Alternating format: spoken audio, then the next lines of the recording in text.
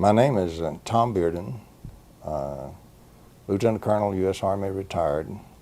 Spent 20 years, a little more than that, in the active military, mostly in air defense, various other assignments, field artillery, technical intelligence assignment, liaison to Canada, to some technical work going on site in turbulent wakes and reentry systems and so forth at the Canadian Armament Research and Development Establishment, and spent quite a number of tours in basically R&D work in the military, developing missile systems and things like that.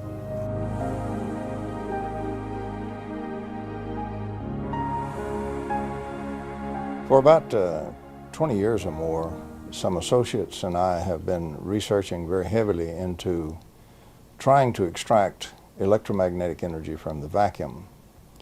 Now, we did so under somewhat duress because the conventional electrodynamics model does not allow this to happen. In other words, it doesn't allow you to extract excess energy from the vacuum and use that to power your load. So it doesn't allow you to make a self-powering system. So we took the approach that some of the phenomenology we had seen in experiments and so forth convinced us that it was possible, and there didn't seem to be any real physical reason why it couldn't be extracted if we could find the way to do it. But we had the problem of why doesn't the electrodynamics allow it to be done? So at the same time, we also began a study of the foundations of electronics. In other words, what are the fundamental concepts that are assumed in the theory? Where did they come from? And how did they get in there? And that turned out to be very interesting and very pertinent, because electrodynamics kept getting modified and restricted is what kept happening to it. The original theory that Maxwell had was 20 equations and 20 unknowns, quaternion type equations. What we've done is the closed current loop circuit, where all the carriers have the same mass per charge ratio. All the buckets have the same weight, so to speak. Anytime you build a circuit like that, it's quite easy to show that the amount of energy that circuit collects, when we do this free regauging and we do increase its energy, ever how much it collects, it will then use precisely 50% of that to destroy the thing that let it do that. And it's really the dipole, the source dipole. It will use that to kill itself, so to speak, and have no more excess energy. The other half will go out to the circuit and power the loads and losses. That means less than half gets to the load. Well, to restore that source dipole, in other words, so we can get some more energy in to use, it costs just as much to restore it as was used to destroy it. So we got to put in more than we can ever get out in a load with such a squirrely circuit. And that's the only kind of circuit we've used in power systems since day one. We're still building them. We're still making power systems that deliberately kill them. So we pay the power company to have a giant wrestling match inside its generator and lose. That's really what we pay them for. So that doesn't seem to be the way to run a railroad. It would seem to be much more ideal to freely change the energy of the system, pay a little switching cost so we get it switched over to the load and dump it in the load and let it go, let it power the load. And so you can do it. So the problem we ran into was that the electrodynamics had actually been modified to throw out the very kind of systems that we had seen in our experiments, evidence that could be done, but violates the ordinary electrodynamics. And we can do it and not violate conservation of energy.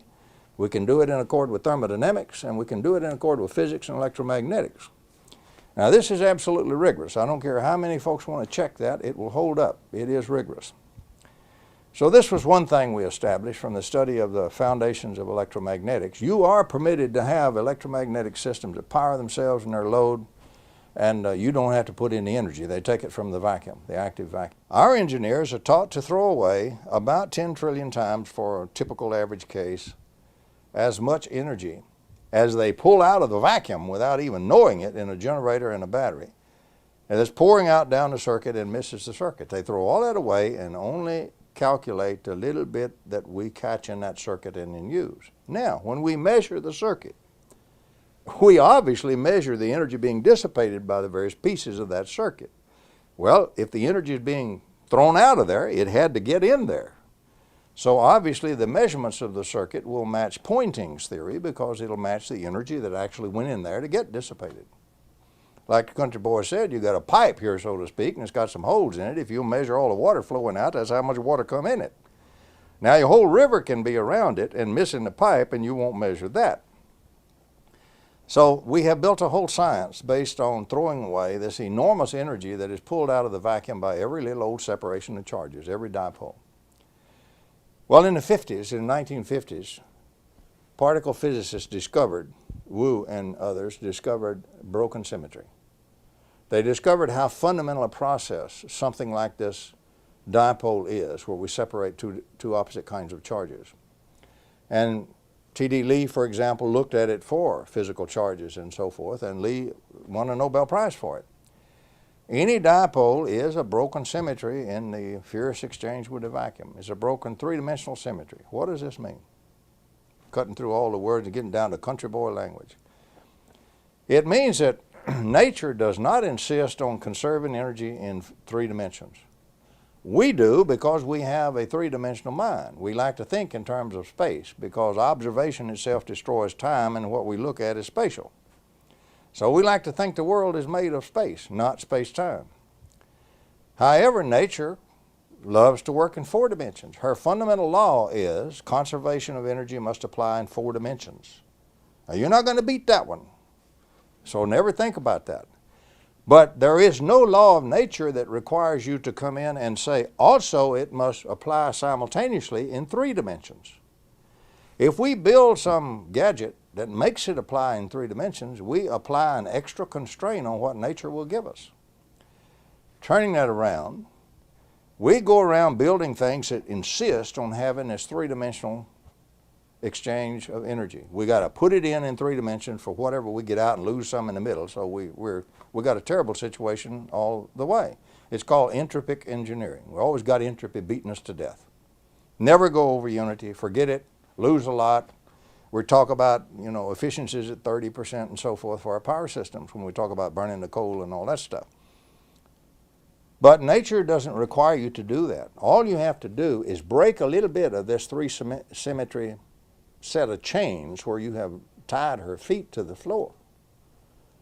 Once you break the flow in three dimensions, you no longer have to conserve energy in three dimensions. The basic conservation of energy is an inflow from four dimensions, outflow in three dimensions. From the fourth dimension, converted and flowed out into three. And that one is free. Giant negentropy is free. Nature will start reorganizing a goodly percentage of the whole vacuum for you, spreading at the speed of light, and will continue it as long as you leave the dipole alone. The original charges and dipoles in the original matter of the universe have been putting out energy and reorganizing the vacuum for 15 billion years. Today we're said we can't engineer negentropy when negentropy is the easiest thing in the world to engineer, whereas entropy is the hard way to do it, and that's the way we all do it. The bottom line of this is if we'll initiate the negative entropy and let it go, it's just like you punched a hole in the ground and you got a big gusher of oil. You don't have to furnish the pressure and you don't have to furnish the oil. Here it comes. And it comes out in real oil that you can use. And the common dipole in every electrical circuit pours out energy in that fashion. The problem is not how to get enormous energy from the vacuum. That problem has been totally solved. It was actually solved in 1903 had we understood it. Had we understood what Whittaker wrote. We didn't. But now we do understand it, and we do certify very rigorously with some of the AIS papers that that is for real. The problem now is how do we catch a goodly bit of this energy and use it asymmetrically. You dump it in a load, let it power that load, and not use half of it to go back over and kill the little dipole. So we set about then to build one that wasn't built that way. Have you been successful? Yes, we have been successful. We have just built our second model. The first model produced 5 times out what we put in. We pay for switching costs. We don't put any energy into it to actually power the system. It comes right out of a permanent magnet, which is a dipole. the reason for using a permanent magnet is very simple. You can pass the flux back in a flux channel back through the permanent magnet, and those poles don't get destroyed. They are welded into the material when you magnetize it. That's not like little charges separated in electrical charges. You knock the charges out and destroy the dipole.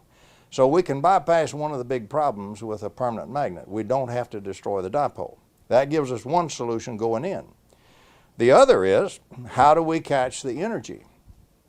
Well, that turned out to be fairly simple. We found a material which will separate the magnetic field from what's called a magnetic vector potential. The vector potential flows unceasingly from the magnet. It'll flow from now for the next 15 billion years. You can't slow it down. You can't change it as long as that magnet is there. So you have plenty of energy flow. The question is how to use it. So we use it by diversion. We reasoned that this flow will replenish. It's like a river. It's like a humongous river.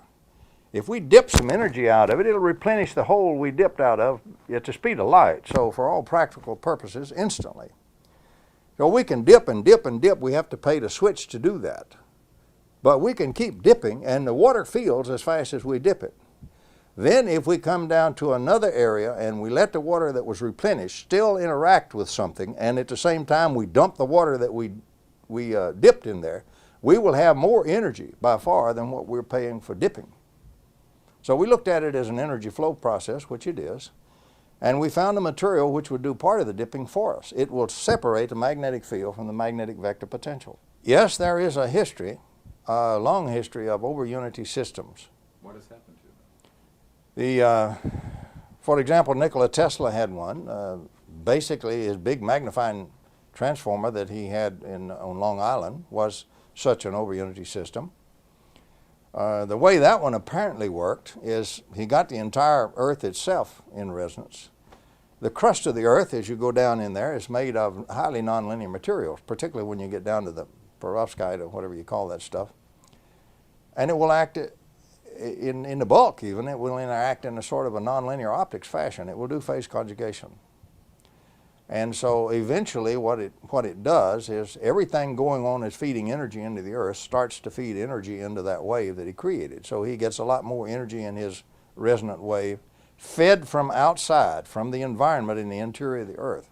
And that's the way he built up a humongous wave of energy. His idea was you could then put in a tap on it anywhere else on the world and extract it free.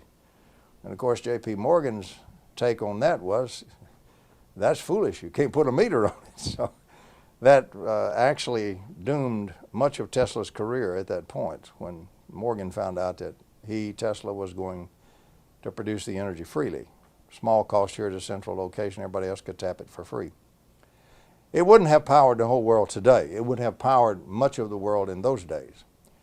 Tesla also, we're pretty sure, put a system in a car and ran a car on it. And the reason we're pretty sure is his nephew who rode in the car with him is still alive and can describe the incident and how the engine had no gas, no input of power, and would still run once Tesla got it started. And we know it's perfectly possible. Tesla apparently knew how to use this giant negentropy process that's universal everywhere. Energy is free for the taking from the vacuum anywhere you want it. We just have to learn to use that. Some of the breakthroughs in the past have been deliberately suppressed. I will name a few. T. Henry Moray was inspired, of course, by Tesla's work, and he demonstrated so many times to so many scientific and engineering groups and people who were skilled in the art. There is absolutely no question that T. Henry Moray had a system that produced about 50 kilowatts out of a 55-pound box. This is well established as you go back and look at all kind of certified tests and everything else that he did. There's all kinds of skullduggery that happened there. I don't think T. Henry Moray ever got a decent chance to ever do anything with that. The Russians even tried to kidnap him at one time. It reads like a James Bond movie, but it's real. It really happened, and it really happened here in the United States. What year was that? This was before the war. This was in the 1930s. In the same general period of time, one of the greatest electromagnetic fellows we ever had, scientist, was Gabriel Krohn. And Gabriel Krohn invented a true negative resistor working on a Navy contract for Stanford University. He was never permitted to reveal the exact way that he constructed his negative resistor. But I used direct quotes where he in fact said we have a negative resistor and we can disconnect the generator from this network analyzer when we got negative resistors in there because they will power the circuit. So that one was in fact suppressed. I don't know whatever happened to it, but it vanished. And he never did reveal the secret of what he called his open path, connecting any 2 points in a circuit. But it is in the literature and it's well documented because he was perhaps the leading electrical scientist in the United States at that time. Well, there's another one that went down the tube.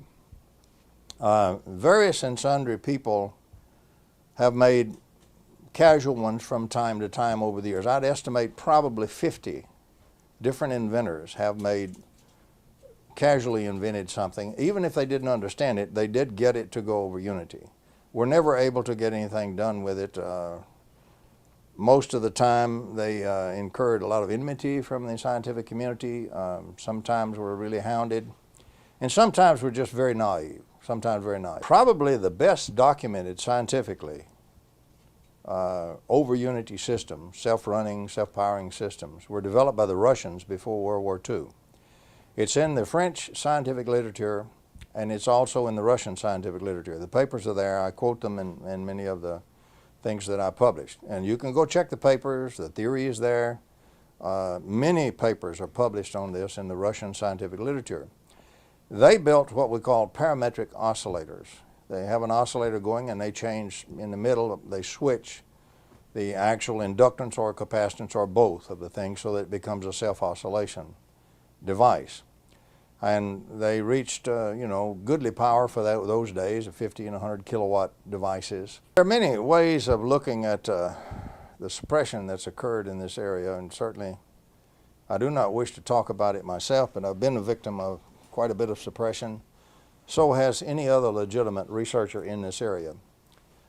All I can do is give you my ideas and drawn from my own experiences and what I think it is and where I think it's coming from. Today, we don't have so much big kingdoms. Today, we have big economic programs, big economic countries, or basically, we have cartels. We have a whole set of cartels in an area, interlocking corporations, and behind this, we have a few people who are quite wealthy and who own most things. Now, the normal nature of the beast for very powerful empires, let's call that an empire. It's a corporate empire, a set of corporations empire, is basically a cartel. Historically, as far back as you want to go, we have had cartels.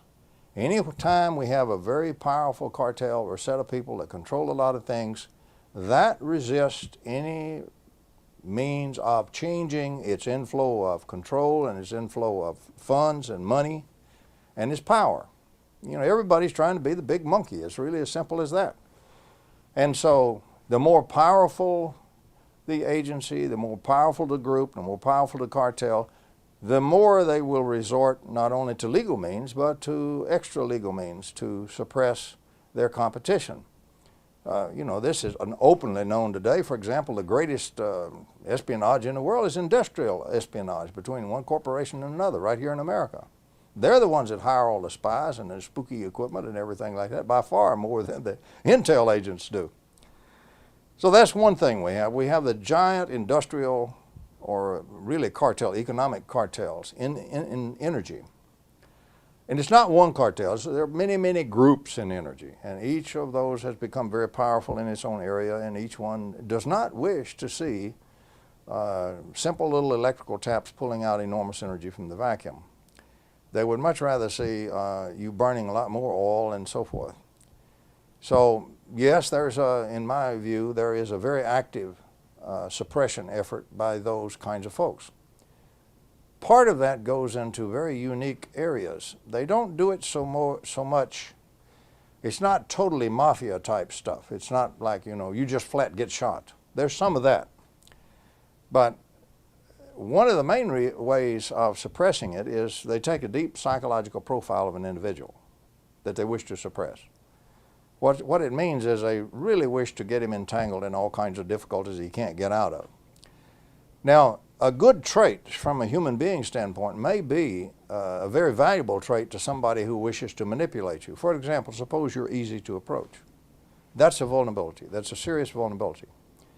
So one's deep psychological profile is examined in great depth by real experts. And any way that you can be gotten to where you're naive, you don't have who knows international finance? You can be had on a money laundering scheme easily and not even recognize that's what you're in. So any way that you do not have good knowledge, or you do not have ability, or you have a vulnerability, they call them vulnerabilities, then they arrange scenarios just like you would write a movie. In fact, they do it with computers, all computerized. And in this scenario, we write a play where this particular vulnerability is going to be exploited in the target. Now, they keep deep psychological profiles on lots of useful fellows. These are people who basically have knee-jerk reactions or something, or they're radical, or they have some kind of way they interact, which, if could be connected with you, would be in the area we wish the interaction to occur, to get you off into something else totally different from what you're doing. So the next thing you know, here, all it takes to set that up may be a phone call and stimulate the interaction to occur. And then the controllers sit back and watch the game go. It's gaming. But it's just like watching a movie scenario. One of these days, we'll probably write a book on gaming and how it's done and what kind of the main games they can use. But I can tell you they're very effective. You can get so many different games from so many different walks of life by so many charming folks who are really oily characters that you would not believe it. And those come at you en masse. And usually they bury you. They bury you off in the courts. They bury you off. They get you tricked into doing an illegal act. How would they do that if you wouldn't violate the law? Real simple. How can you be made to violate the law when you're not a criminal? Simple. Let me give you a for instance. A fellow comes in and he says, you know, we really need to get some real major financing. Every inventor's poor. Everybody's struggling. Nobody's got the money to build all these build-ups, which may cost $10,000, $15,000, $20,000 a piece. So everybody's struggling for money. So he comes in and we're going to raise this. We're going to form a stock company. We're going to do all these good things. Unbeknownst to you, he goes off to the Securities Exchange Commission and several other people, Treasury Department, and he says, hey, I think I have fallen in with a den of thieves. Of course, he's the CEO now, understand? Of course, he's the guy who knows all this stuff. And I'll tell you what I'll do. If you'll give me immunity to prosecution, I'll help you catch these crooks because they're going to do the greatest money laundering thing you ever heard of. It's going to come right out of one of these foreign countries. It's going to be scrubbed and come in here to fund this effort. It's going to be laundered dope money or something like that. You have no knowledge this is happening. And they jump at the chance. They'll give him the immunity to prosecution. That's their normal modus operandi. They want to catch some crooks, and this guy's going to help them catch some crooks. So then he goes off and sets all this up and keeps you deluded about what's happening. Now you wind up in where the thing is going to be consummated somewhere, and if you consummate it, you wind up behind bars for about 20 years wondering how you got there when you never did anything to money launder anything. He's the fellow who did it and who set it up, and he testifies against you because he's immune to prosecution. This is one of the standard games. Machiavelli is not dead, he still lives. And these are the games that are played, and it's particularly played in the systems where people are trying to build over unity systems. It's been very effective in stopping some of them. Do you think lethal force has been used?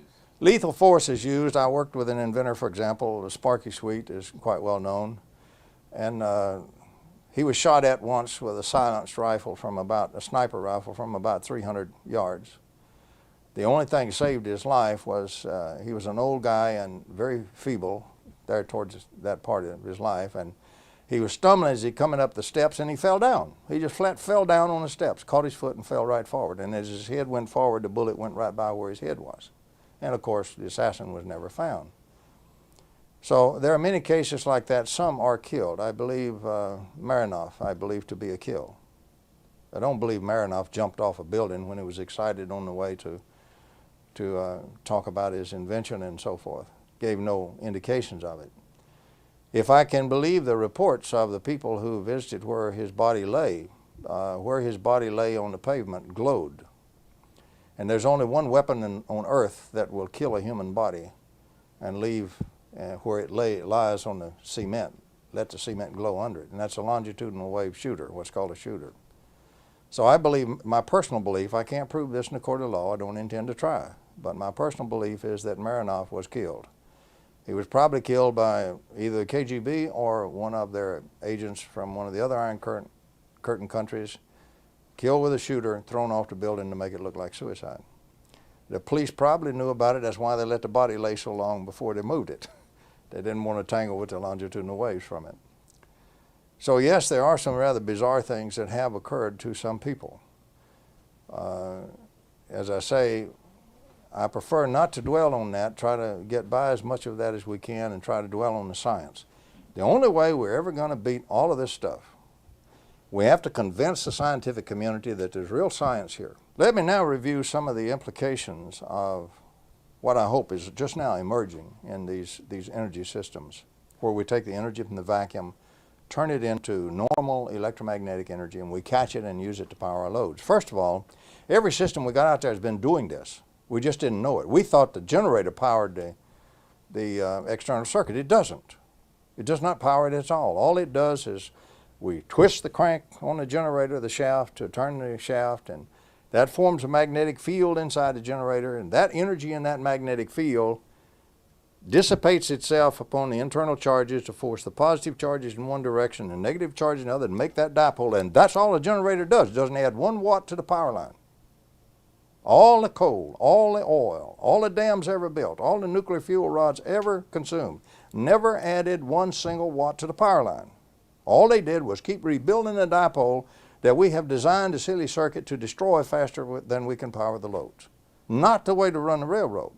So we have polluted the planet, we're killing species, we're poisoning our own lungs and our own environment. We don't have to do that. But it's a giant set of cartels, it's a giant financial set of empires, and it's going to continue this way unless we get the attention of the scientific community focused on it, and hopefully get some legislative action focused to force the action to develop these kinds of systems. Now the implications once we develop them and start to use them, first of all, we don't have to have all this nuclear. Look how expensive and how long it takes to build a nuclear power plant, and then all the radioactive waste you have, they still store the fuel rods on the sites after they're spent. They don't know what to do with them. So you got all kinds of schemes about where you're going to put them. The blunt truth of it, right now we're storing them on site. It's at the nuclear power plants. The other thing is we don't need to pollute with all these hydrocarbon byproducts. We don't need to pollute the whole biosphere like that. We don't have to burn all that stuff just to make a dipole. Quit destroying a dipole, you don't have to remake it. So if we use the system where we extract it from the vacuum, we can clean up this biosphere.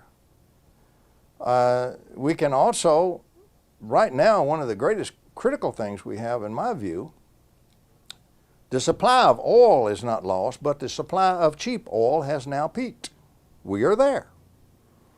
What this means is we will continue to get some oil, yes, but it will be more and more and more expensive year by year by year. Meanwhile, the demand for electricity goes up everywhere in the world, which drives the oil curve again, and what you have is the classic escalation of prices type situation.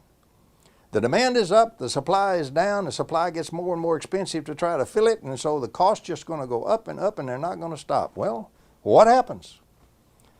Somewhere along the line of about 2008, the way I look at it and project it, we're going to have a world economic collapse. The economy cannot stand such increases as is going to come up. And God help us if we have a war in the Mideast, nobody knows what. Maybe 2006, instead of 2008. But I believe by 2008, we will see the world economy collapse. Now, about a year before that, as the economies are crumbling, not everything runs up and like a square wave collapses in one instant. As they start to crumble, and the stress on all these populations and all these leaders and all these nations increases so much, desperate people will do anything Desperate leaders, particularly fanatical leaders, will do anything. What will happen is their conflicts will increase and escalate, and they will start to use the weapons they have in those conflicts. And there's about 25 nations now, according to the Secretary of Defense Cohen, that have mass destruction weapons. Nuclear weapons, for example, for goodness sake. If you don't have nukes, maybe you bought some surreptitious plutonium. Look at what will happen to your water supply in New York City. You put a little plutonium in it. So all kinds of things. People that are the poor nations that can't afford nukes have biological weapons. But about 25, and it's growing all the time, has weapons of mass destruction. Now, by the way, those weapons are already in our large populations.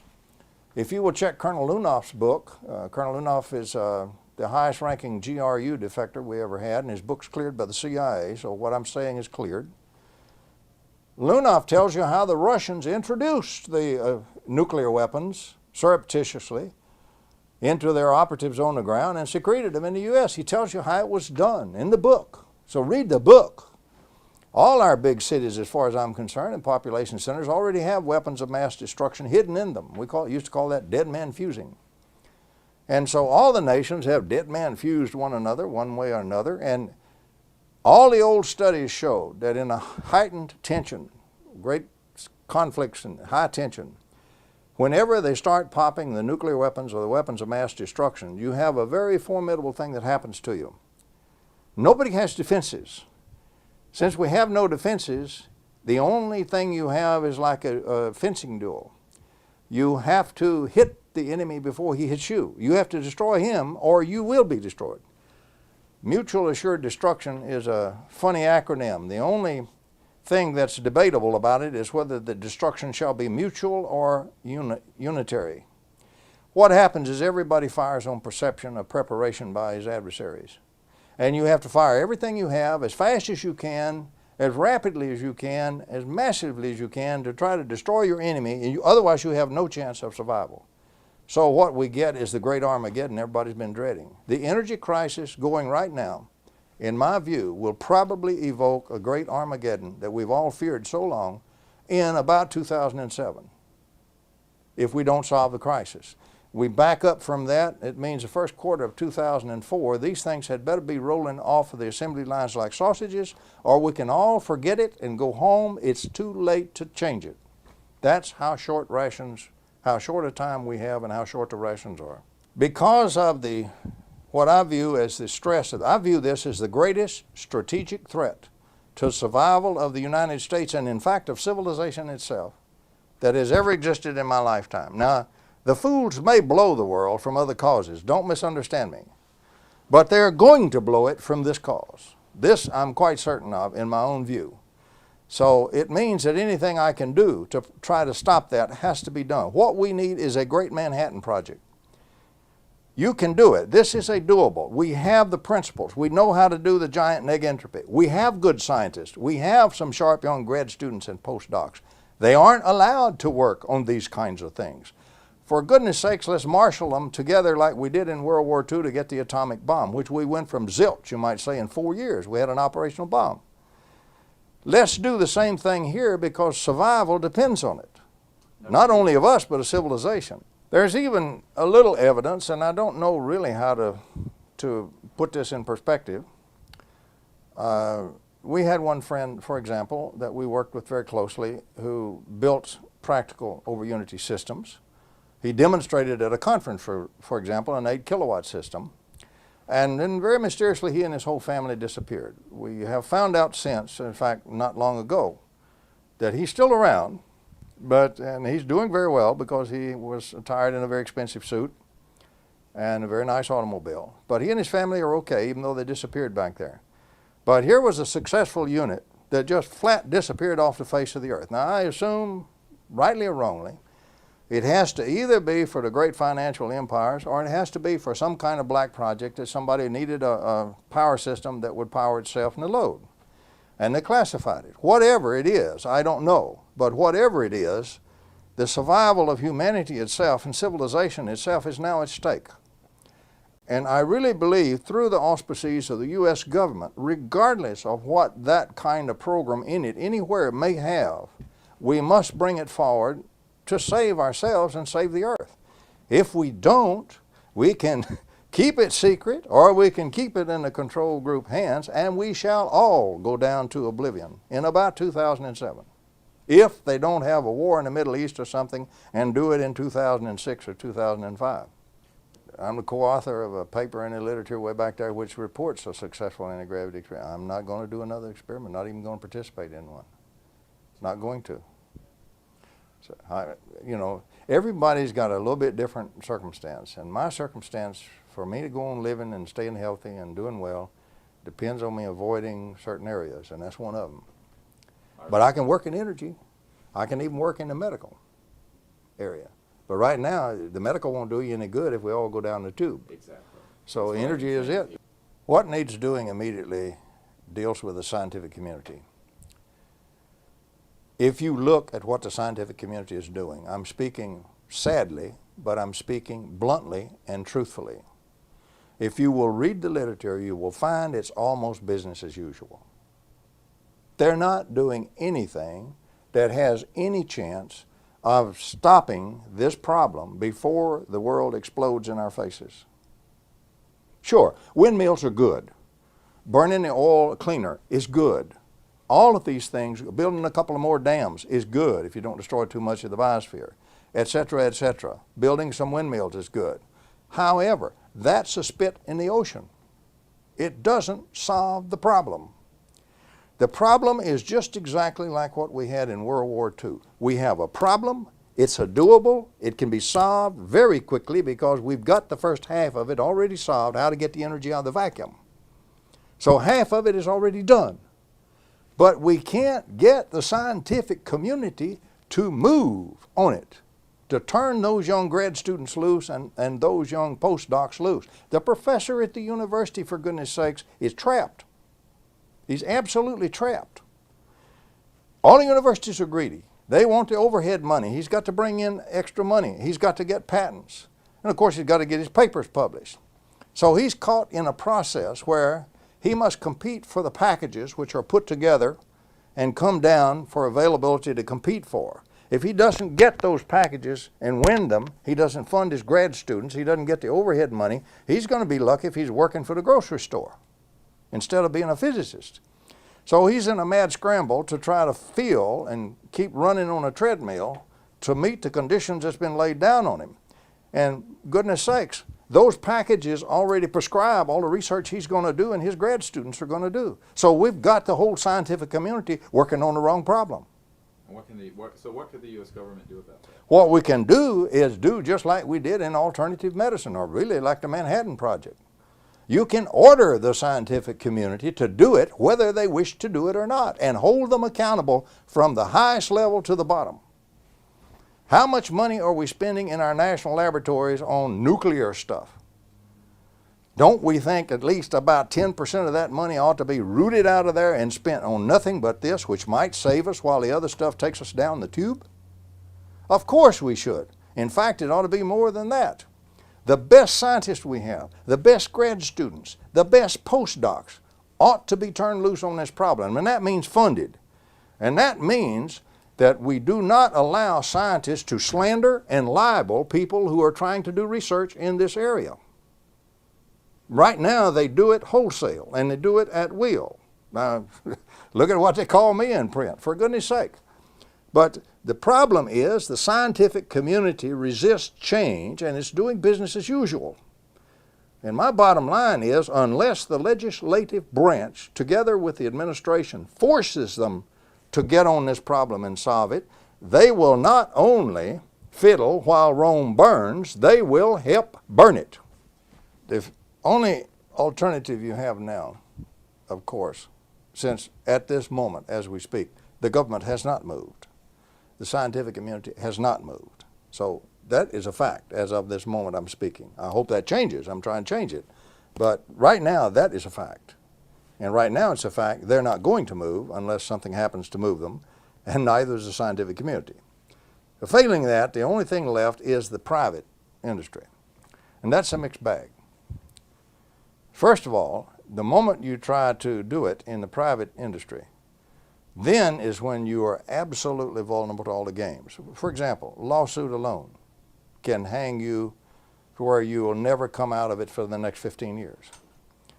The lawsuit doesn't have to be justified or anything at all. You can sue anybody for anything if you've got enough money to file a suit and want to swear. Simple as that.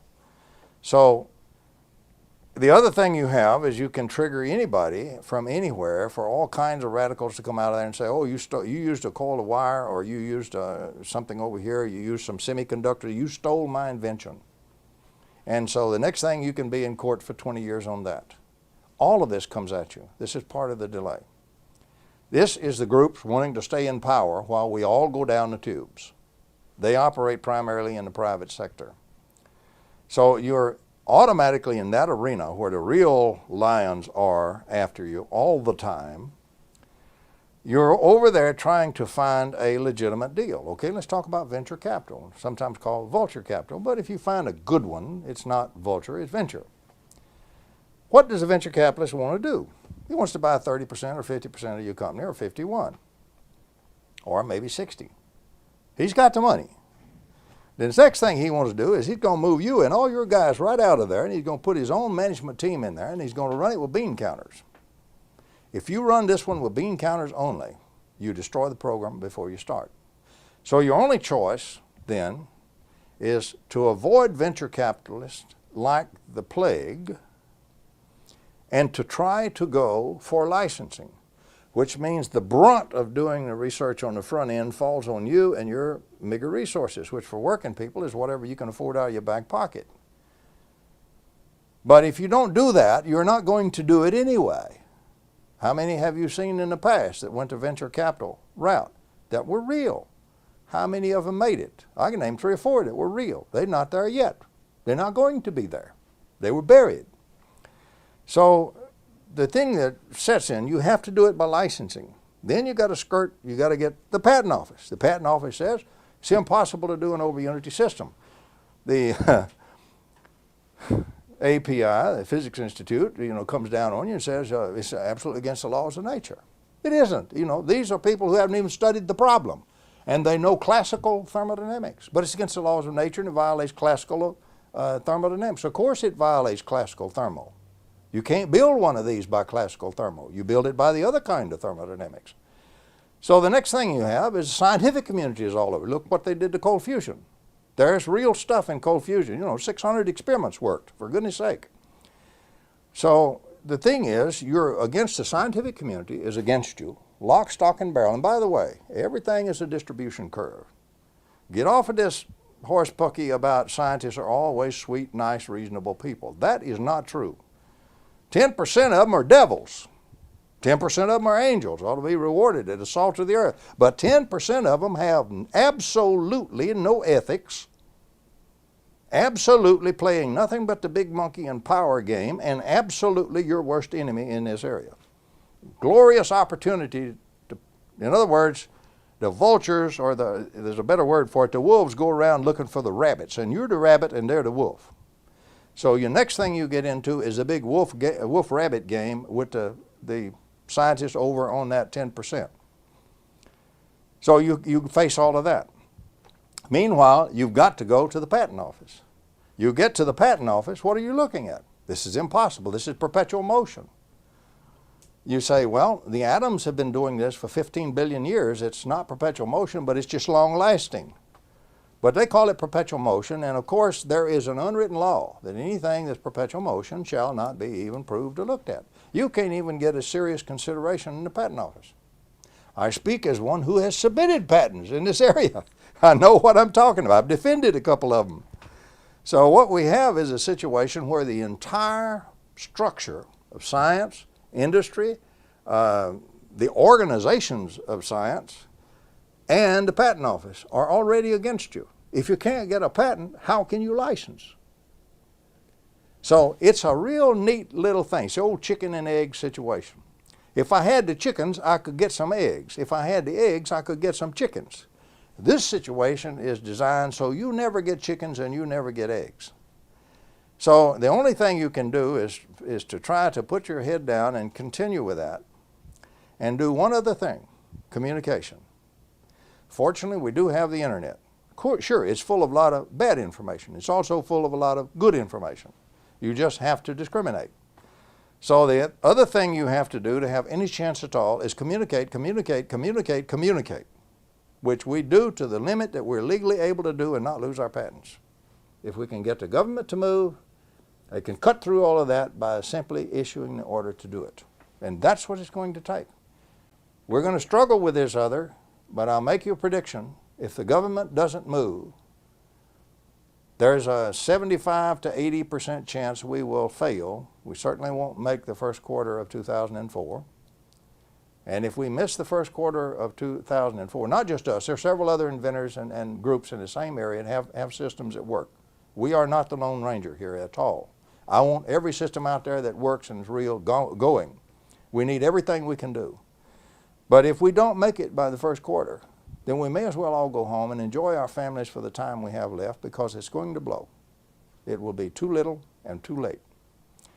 And don't come in 2006 when any fool can then see the world is fixing to blow up and say, would you guys like to try this? I'll say, no, I'm going to enjoy my family while the time I have left. You blew it back in 2000 and 2001. You decided right then to blow it. And so it's on your head. And that's will be all we can do if we don't make the schedule. Everybody wants a modern life. They want to get out of the mud and the slime and everything and have lights and have, things that are powered and have industry and jobs and homes and schools. These are common strivings from the human heart. And to try to do that the way we're doing it will destroy the planet, and we will forcefully destroy each other. It seems to me we just ought to be wiser than that. Funding from individuals, the funding from governments is necessary to get the ideas out, to get these people that are thinking outside the box, beyond oil, to begin to supply the ideas and to get the scientists working on those ideas to bring out all the problems that we have with these technologies in a timely manner, instead of them sitting on the fringes for long periods of time. Well, there's some things I know.